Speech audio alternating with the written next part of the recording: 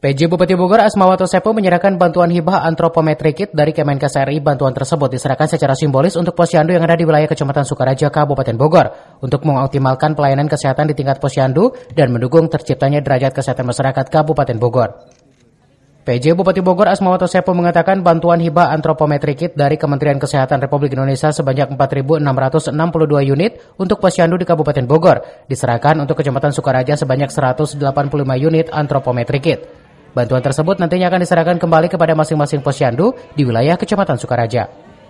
PJ Bupati Bogor menyampaikan apresiasi dan penghargaan kepada kader posyandu yang senantiasa melayani masyarakat, dan pihaknya juga memberikan dukungan baik dari sisi kebijakan maupun penganggaran, pembinaan, dan pemasaran, termasuk bantuan antropometri kit yang diberikan pemerintah pusat atau Kementerian Kesehatan Republik Indonesia.